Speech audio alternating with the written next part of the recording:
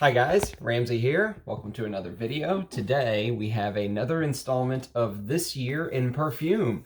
And last time we did one of these episodes, we did the year 1978, which was one of my absolute favorite years in perfumery. There were some serious bangers for 1978. Go watch that video if you haven't watched them, and if you haven't got your nose on some of those fragrances, Lagerfeld, Cologne, Polo Green, please do so. Those are some of the best fragrances of all time. Now, we're going to go to the year 1979, which, just to give you an idea of how far back we're going, the number one hit song in 1971, or 1979, was My Sharona from the Knack. And the number one movie, top grossing movie in 1979 was Superman, the original Superman, followed by the Amityville Horror, Rocky II, and Star Trek The Motion Picture. So we're going way back.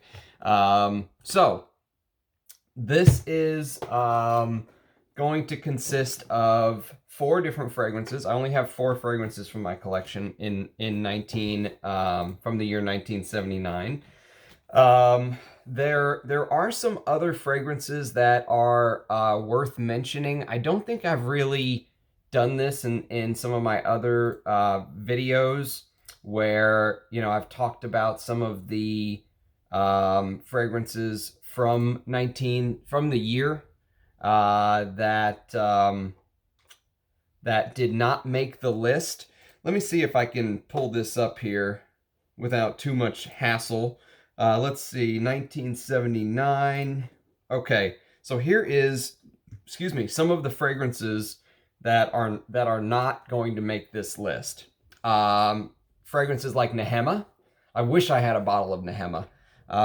That is one of the best rose fragrances of all time. It's a Guerlain.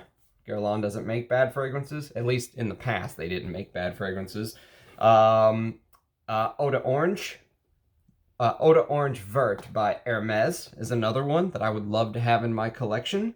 And then there's Lanvin for Men. Wish I had that in my collection as well. That's on my wish list. But first, we're going to start with Scent of the Day, like we so normally do. And today's Scent of the Day is a Roja. It is in the atomizer form. This is Musk Ayud. Now, Musk Ayud is a fragrance that is probably my least favorite from the Ayud collection. I think I just prefer the original Ayud. And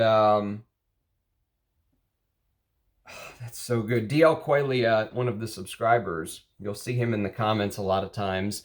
He was kind enough to send me a sample of Amber Ayud, and I'll do an early impression. I did cheat and smell it, and I like Amber Ayud more. This is a very soft fragrance. Let me give this a couple spritz, just because it is my scent of the day. And these travel atomizers, the atomizer on it is not that great. But look at the color of the juice.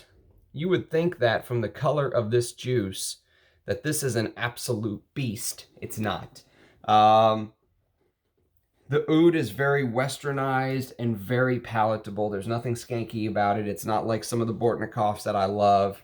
It's very musky, and there's a beautiful floral note. There's this, Roja's florals are almost like his signature DNA. There's rose, jasmine, and ylang. And sometimes I get this violet note that isn't listed. He loves violet. I'm sure there's violet in here too. But it's got this leather and ambrette in the base and birch. And you would think it's heavy. It's not. It's very soft. Some people on Fragrantica said it lasts 2 hours tops. That's not true. I've had the dry down here since 8 o'clock. It's 1:30. And I can still smell it. Now, it's very close to the skin. It's not a big projector. And in fact, it is a little cool today in Texas. It's probably in the 40s and 50s. And I would probably say I would prefer to wear this in warmer weather so it does maybe project a little bit more, because it is a beautiful smell. But it's just not a big projector. And it starts maybe like traditionally a little bit more feminine. I don't care about that. I think it's a beautiful fragrance. But if you're a woman and you want to wear something more traditionally feminine, from this Ayud line. Check out Musk Ayud. I would not get a full bottle of this for myself, but I'm very glad to have, gotten a chance to try this. I think this one was actually sent to me, by the Roja website for free for making a purchase. You got to pick a free 7.5 ml atomizer, and I picked this a year or two back. So glad to have given it a wear or two and try it and all that stuff, but it's one of the Rojas that doesn't really wow me. Okay, let's go on to 1978. 79. I guess I should get the year right if I'm going to do it this year in perfume. I just love 78 so much, I'm trying to go back to it. So 1979, before we start with the full bottles, let me show you a sample that I have bottles on the way, and I actually got a steal, that I think I got a steal. Even though I spent 150 bucks, I think I got a steal, and I'll tell you why. This is Chaps. This is Ralph Lauren's Chaps. You've probably seen these bottles if you're my age or older. This sample was very graciously sent to me by Anuj from Enchanté Perfumes. When I made an order, he threw this in so I could sample it because I've never smelled it before, and oh, it is so good. It is I actually have the dry down here. I was testing it today.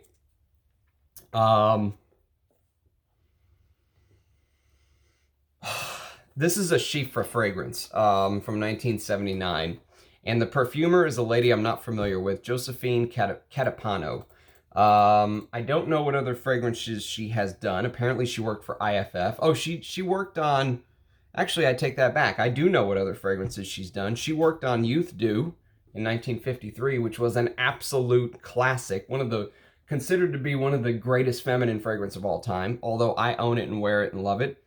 She did Cinnabar from 1978, or she worked in tandem with maybe another perfumer or two to do Cinnabar. She worked with Bernard Chant, who is another all-time classic perfumer he did a lot of the Aramis fragrances. She's credited in Fragrantica as being the only perfumer of Youth Dew. She did Fiji EDT from 1966. I believe. She's credited as being the only perfumer for Guy Laroche's Fiji for women, which was a huge hit. It was like their women's hit of, Drakkar Noir was the big hit for guys in the 80s. Fiji was the big hit in the 60s for them, for women. And she did Chaps. Now, Chaps is a fragrance that I dismissed for many years because it comes in that bottle with the long horn on the cap. And, it was actually a $5 fragrance in 1979. 100 ml went for $5. Now, I understand inflation and all that good stuff, and the prices have changed, fine. But if you look on eBay, those 100 ml bottles are going for $200-300 a pop, new, full. And testing this, I don't know. Now, it came from Anuj. And a lot of his stock is old. So I'm guessing this is something like a Cosmere version. I'm guessing. I'm not 100% sure. There were Warner versions of this as well. So there were Warner versions and Cosmere versions, just like with Polo Green, because the distributor for Ralph Lauren was the same. And so there were also L'Oreal versions that you could buy. Now, what I get from this, and the reason I went out and bought a couple bottles, I got a group deal, if you will. The reason that this made me go out and buy buy this fragrance is because it does something that I love in masculine fragrances. It is that Chifra DNA, so it has bergamot and lemon and lime in the top. And then it has a little bit of a floral heart with jasmine and carnation and geranium. And then there's pretty prominent patchouli as well. But the base has this beautiful oak moss, labdanum, amber thing going on with benzoin and honey. I love the note of honey in perfume. Tonka, musk, vanilla. This is a fantastic fragrance. So testing it, I've given it a couple testings now, and I've been watching some of the prices on eBay. They're outrageous. hit up Anuj and I said, hey man, do you still have that partial bottle you sent me a picture of? He said, no, someone bought it. So I went on eBay and I looked, and there was a seller who, from an estate sale, had 3 Cosmere bottles. One was a 1 ounce, so 30 ml, completely full. One was a 3.4 ounce, 90 ml, or 90% full. So it's a 100 ml bottle, but 90 ml of juice. And then there's a second 100 ml bottle that was 60% full. And I got all 3 of those for 150 bucks, all Cosmere bottles. I'm very pumped about that. Actually over the moon, as Rich Mitch would say. Because this fragrance is really something to behold, especially with perfume as it is nowadays. To get the oak moss like this in a Schifra with the honey, oh, it's just right up my alley. I just feel so at home with these type of fragrances. So I don't have the full bottle to show you, but I will do an unboxing, and I'll start doing, I'm not even going to call them reviews. I'm going to call them, like, I don't know, Fraghead musings or something. Just talking, just, you know, me and you talking about perfume. I don't want to make it sound like I'm giving some sort of rating on a perfume. Maybe I will do a rating system one day, but right now I just want to almost give you my thoughts and talk about it. And if you get some value out of that, great. So this is Chaps. If you're going to buy it, try to get the Warner or the Cosmere version so you can get the amped up oak moss. It really is beautiful. Okay, now we're going to move on to the next 3 I have full bottles of. So the next one is, it's now considered a cheapie in its current form. I have a vintage. This is a fragrance called Paul Sebastian's Fine Cologne. And you can see mine is from when it was distributed by Paul Sebastian Inc. before they were purchased by, I believe it was EA Fragrances. I can smell this from the cap here. If you like musky fragrances, if you're a big fan of musk, this is the perfect example of a late 70s musky masculine. It is floral because it has 3 big florals in the heart. It has the biggest floral that I get is ylang ylang, because there's this big yellow floral that just pops through. But you also get the rose and the jasmine, and it's aromatic because of the nutmeg and the sage. There's an old school lavender that runs straight down the middle of it, but it's just musk. I mean, it is musk from the get-go, and the first couple hours of this fragrance are a little tough for me to deal with, to be honest with you. After about the 2-hour mark is when I really start to enjoy what it becomes. It does transition into something. It's not a linear fragrance, but I can't speak for the newer formulations. I did get this from Anuj, Enchante Perfumes. I don't know if he has any more vintage bottles, but the interesting thing is these are not very expensive. And the scent is very distinctive. You know, this is something that is so different that I think you'll really stand out. And if you're a fragrance lover and you like old school masculines, this is completely different than what you're thinking, but it's still, you know, good enough for you to get your nose on and try it. And who knows, you might love it. For me, I'm a little bit lukewarm on it. I would say that I don't think I would ever sell this bottle because it's a reference. It's an older version, but I probably wouldn't reach for it as often just because of my personal tastes. The musk and the yellow florals is a little bit harder for me to stomach. Okay, now on to a perfume that absolutely blew me away. I'm going to call this one of my favorite fresh summer fragrance discoveries of the last couple years. This is a fragrance from 1979, of course, or it wouldn't be in the list. I don't know why I keep saying that.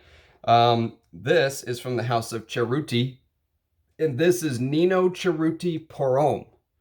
Now, if you just go to Fragrantica and type in Nino space, it'll pull up this fragrance first and foremost. The bottle has this little circle thing on the front. Now, the one shown on Fragrantica is a splash. This is a spray. This is a tester that I bought, a partial from Anuj. And I also have this on a piece of paper for you guys. There's Nino Cerruti. And this is unbelievable for a fresh fragrance. Let me just read you the notes because this has this green. So think about Millésime Impériale. Okay, this doesn't smell like Millésime Impériale, but imagine if Millésime Impériale was made in the 1970s. That's really the best way I can describe it because it has this freshness to it. The closest fragrance that this reminds me of right off of the bat, hands down, Fragrantica nailed it, actually. They're wrong a lot of times, but this time they're right. The number one fragrance is Insensé by Givenchy. That's also a discontinued masculine floral fragrance, but this is so much better. I would take this over Insensé 100 times out of 100 because there's more depth to this, and there's also more oak moss and labdanum. The heavier notes like the bourbon vetiver, labdanum, oak moss, incense are tuned up in this. While there's still florals, there's still white flowers. There's jasmine, there's galbanum, which was big in the 1970s. Here, let me read you the notes. And there's no pyramid on Fragrantica either. It's just bam, here's some notes. Jasmine, galbanum, oak moss, juniper, incense, elemi, cedar, mastic, labdanum, patchouli, bourbon vetiver, myrtle, sandalwood, thyme, basil, apopanax, sweet myrrh is what that is, and I love that note. Mint, rosemary, which was popularized with fragrances like Paco Rabanne pour Homme, Artemisia, tarragon. Now, from that note listing, this could go either way. This could be very heavy, or this could be very light, and it's kind of leans to the fresher side, but it still has some depth to it. I watched a video from Scentland, Chris from Scentland once, who said that if he could pick one fragrance from the past where he had to make something his signature scent, it would be this. That is a damn high praise from a guy who I trust his nose on vintage fragrances like no one else. Chris from Scentland is responsible for more of my vintage purchases than any other reviewer. And for him to say that about a fragrance like this is long discontinued, by the way. I understand what he's saying. This is not my type of fragrance normally. I normally don't go for the freshies, the fresher type fragrances, but I completely understand why he's saying that because this has this soapy freshness that was kind of in style back then for men's fragrances in the 70s, if you would.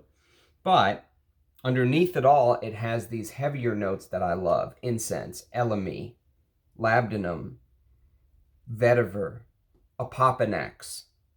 The rosemary, artemisia, and tarragon thing is also very well utilized in fragrances in the early 80s, which I love, like Jules.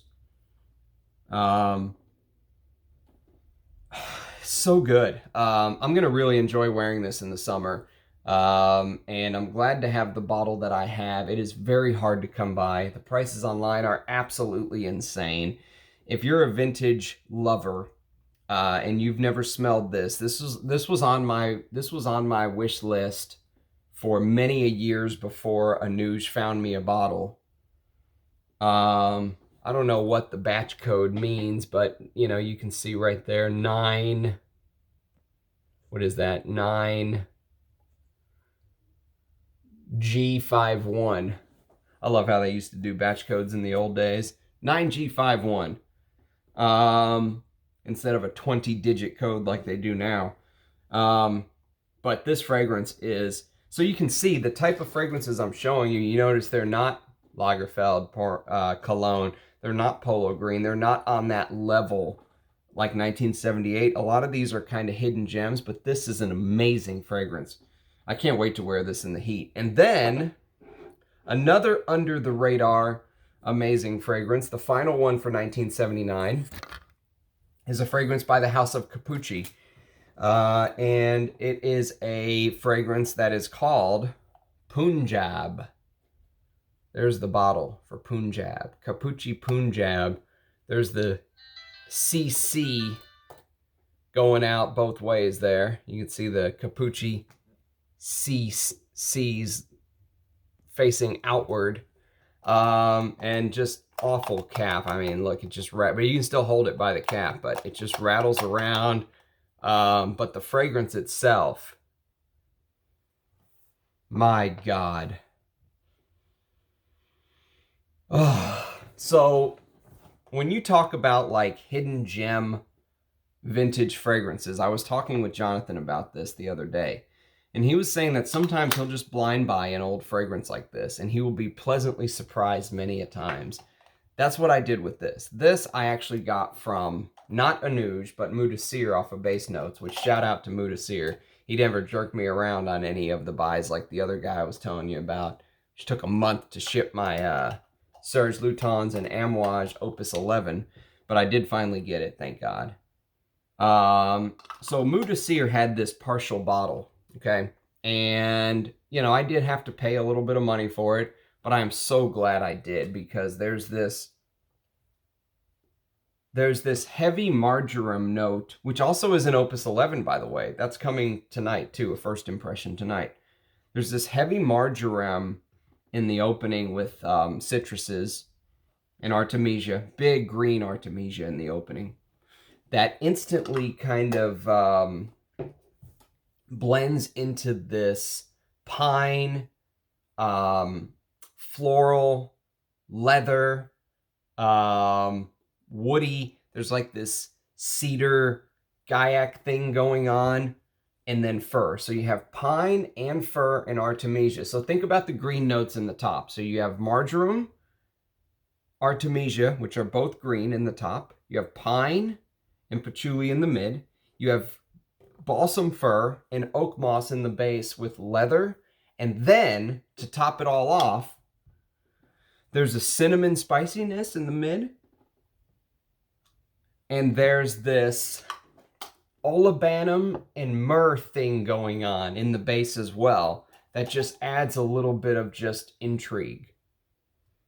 Absolutely phenomenal fragrance. A million times better than Capucci Homme for me, personally. I think this is their best masculine fragrance. Long discontinued. This thing is, I don't know how old this bottle is. There are different bottles. I don't know ages. You know, the one that's showing up on Fragrantica is a completely different looking bottle than the one that I have. You know, the juice looks very similar color. Look at the color of the juice, that ambery. Oh, it's so good too. It's so coniferous. Speaking of coniferous fragrances, I did a first impression last night on Filin Agil. And this is like almost, I could say, like a grandfather of Filin Agil. If you like that fragrance, you have to check this out. This also has this, you know, if you're a patchouli lover, the patchouli like gives it this oomph, like turbocharges this fragrance. It's so strong too. This fragrance is so strong and so masculine. Believe it or not, my wife prefers that I wear stuff like this. She likes the older masculine fragrances on me, rather than some of the other fragrances that I will rock from time to time. So even though this is challenging, it's not off-putting. So it's not mass appealing, but it's not going to be off-putting. This is so good. I need to wear this more. And, you know, it's under the radar. If you're watching my channel, you're probably a serious frag head. So you're interested in learning about these under the radar scents. You know, if you're someone that's going to complain that why are you reviewing a fragrance that's discontinued, my channel's probably not for you. But if you're interested in learning about something, putting it on a list, searching for it, this and this. 1979 is like the under the radar year, apparently. But these two, and Chaps, I would say and Chaps as well. The weakest to me on the list is this. This is the weakest offering. But Chaps in Cosmere or Warner form, and these two are absolutely worth hunting down, in my humble opinion. So, 1979, you know, we're really starting to get into the heart of it. Once we hit the 80s, you're going to see some 7, 8, 9, 10 fragrance years, because we're really starting to get into the meat and potatoes of my vintage collection. But these are definitely worth checking out. If you like freshies, if you like heavier fragrances, or if you like summer winter combos, these two are a vintage hunter's dream. And thank you, Anuj. Thank you, Mudasir. You guys have really made my hunt and collection and finding some of this stuff enjoyable. You know, sometimes you just come across some amazing people in this journey, and I have come across some very kind, honest, professional, upstanding people. So I really enjoy interacting with everyone in the comments too. Love hearing your thoughts if you have experience with these fragrances. If there's fragrances from 1979 that I should put on my wish list, do let me know. I will be back tonight with the first impression on Opus 11. Cheers. Everyone have a great day. Bye-bye.